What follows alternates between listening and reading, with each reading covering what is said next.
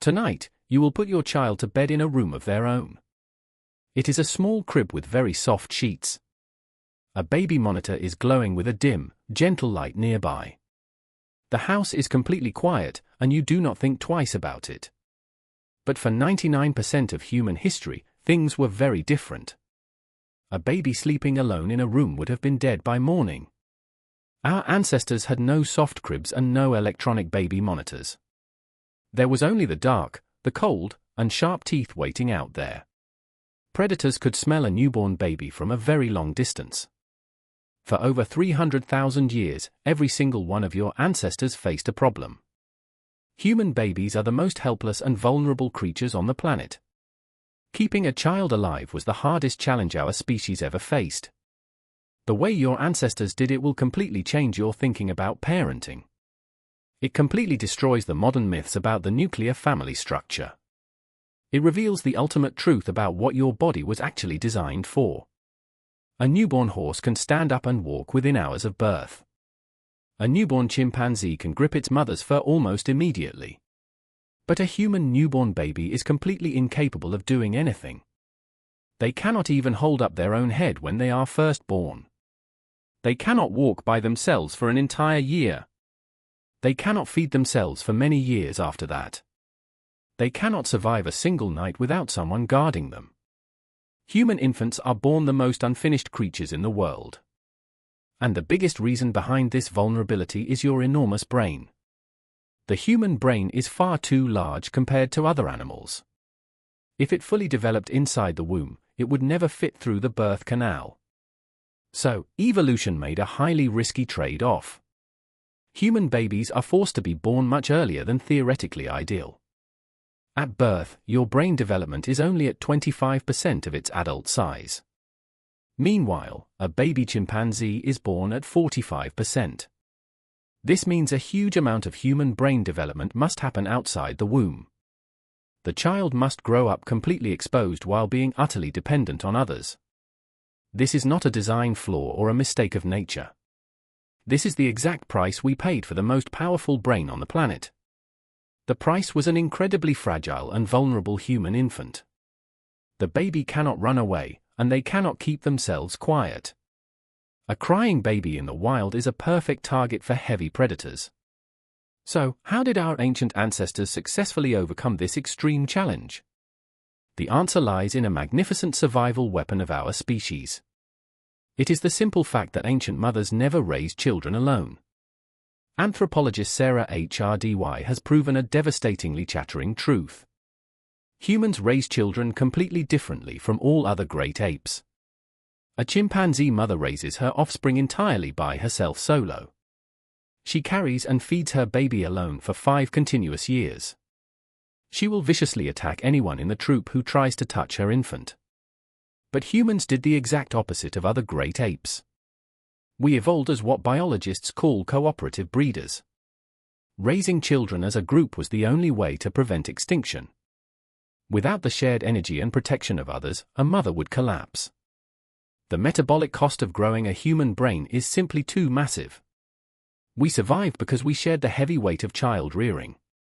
The actual anthropological data on this will leave you staggered. Among the foragers of the Congo, babies are constantly held by many people. An infant is held by an average of 14 different people in a single day. The child is passed from one pair of arms to another multiple times every hour. The biological mother only holds the baby about 40% of the time. The other 60%, the child is in the hands of the tribe. It is cared for by aunts, older siblings, and kind neighbors. Other women in the group will even breastfeed the baby themselves. A prehistoric child was a communal resource, not a private burden. The role of ancient fathers was also extraordinarily unique. Prehistoric men stayed within arm's reach of their infants very often. They were close to their babies for nearly 47% of the day. They did this because it was a fundamental engineering strategy for survival. The ancient baby was never left alone in isolation. The infant was never placed alone on the cold ground. The child was never not touching a human body. There was a strict reason for this: a baby on the ground was a dead baby. When humans stood upright, we lost the thick body hair of primates. A human baby has no fur to hold onto, and its hands are too weak to cling. So, prehistoric mothers carried them every single hour of the day. They fashioned the very first baby slings out of wild animal hides. Archaeologists have found clear proof of these decorated infant carriers in ancient graves. But carrying the baby was not just for basic transportation. It was a piece of survival technology that actively kept the child alive. When you pick up a crying infant and hold them against your chest, their heart rate immediately drops, and their breathing pattern stabilizes. The screaming newborn suddenly calms down and goes completely quiet. Scientists call this reaction the automatic transport response. It is an ancient biological program wired directly into the human nervous system. In the hoary wild, a crying baby attracts meat-eating predators. A baby that goes silent immediately when carried stays alive. That predator evasion reflex is still running inside your child right now. It is operating deep inside their DNA at this very second. The way ancient humans fed their babies also contains surprising truths. Prehistoric mothers breastfed their children for multiple years. This was not a modern lifestyle choice, but the only option for survival. Breast milk was sterile, complete, and carried vital antibodies against infections. Constant round-the-clock nursing also naturally suppressed the mother's ovulation. This was nature's default birth control to manage population spacing.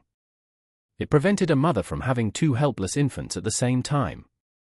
When the baby needed solid food, a method called premastication was used. The mother or grandmother would chew a piece of tough meat first. They would chew it until it was completely soft and broken down by saliva. Then, they transferred the food directly from their mouth to the baby's mouth. This saliva carried vital digestive enzymes and immune cells into the child. Many anthropologists believe this is the actual evolutionary origin of human kissing. Kissing began as a survival feeding mechanism, not a romantic gesture. Another quiet hero who decided the child's survival was the grandmother. Human women live for decades after they stop being able to reproduce. The famous grandmother hypothesis successfully decodes this evolutionary mystery. Postmenopausal women were the hardest working and most productive foragers in the tribe. They spent hours under the sun digging up tough, nutritious root tubers. They brought this food back to directly feed their young grandchildren. This allowed the biological mother to have another baby sooner. Experienced grandmothers assisting the group multiplied the survival rate of children. Your long modern lifespan exists because an old woman dug roots on the savanna. Menopause is not a biological failure, it is a master evolution strategy. Looking back at this entire journey, the truth becomes undeniably clear. A human mother was never biologically designed to raise a child alone.